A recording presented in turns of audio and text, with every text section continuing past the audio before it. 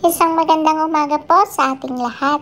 As in, sobrang aga ko pong nagising kasi first day of school ng kuya ko at kailangan naming ihatid siya sa kanyang eskwelahan kasi tuturuan din po siya ni mami kung paano mag-take ng public transportation. Dahil grade 7 na po siya, wala nang school bus doon. Kaya ang sasakyan po ng kuya ko ay mga public transportation na po dito. At kahit sobrang aga pa po niyan, chill-chill lang po ako at excited na excited po. Medyo malamig nga rin po ang weather kasi umulan po. At ganyan pong klaseng bus ang sasakyan ng kuya ko.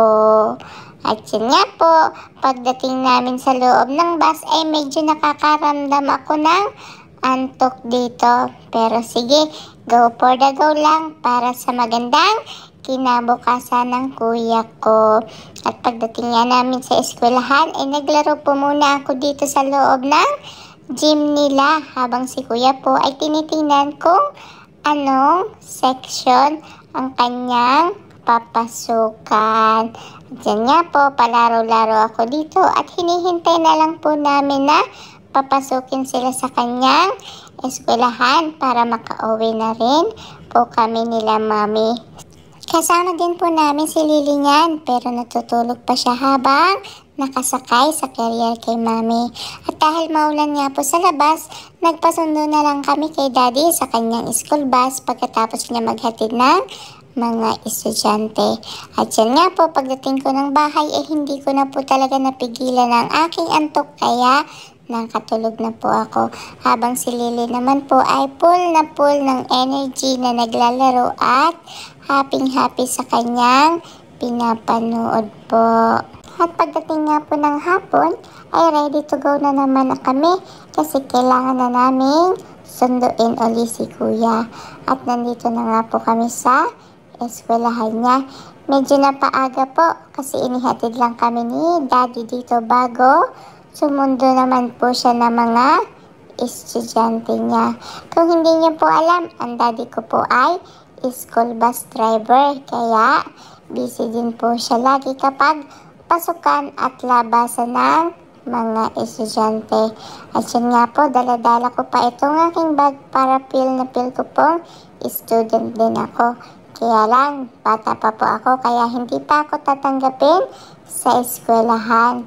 Kaya dito na lang po muna ako mag-emote sa pagsuot ko ng bag kapag susunduin at ihahatid namin si kuya. Pero ngayon lang naman po namin siya ihahatid kasi the next day, siguradong kaya na niya pong mag-bus mag-isa.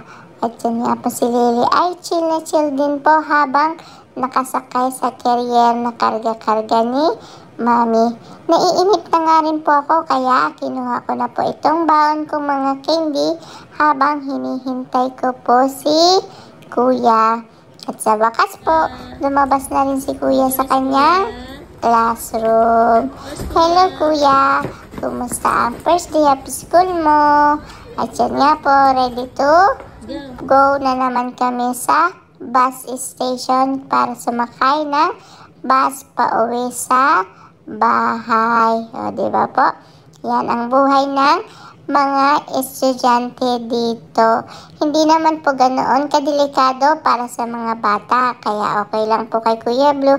Sa mga susunod na araw, siya na lang po ang magbabas pauwi at papasok po. At yan nga po, sa second bus namin ay naghihintay kami dito sa may tambayan kasi 10 minutes pa po dumating ang bus namin. Kaya ayan, palaro-laro na lang po muna ako dito. Dalawang bus din po ang kailangan sakyan ng kuya ko bago makarating sa kanyang eskwelahan. Sana hindi siya mahirapan pagdating ng winter kasi minsan talaga ay nadidelayed ang mga bus sa kanilang oras. Pero di bale, masasanay din talaga si kuya at yun talaga para mas maging independent siya. At ngayon po ay nandito na kami sa bahay. Pauwi na po ako at bigla ko nga pong nakita itong neighborhood best friend ko.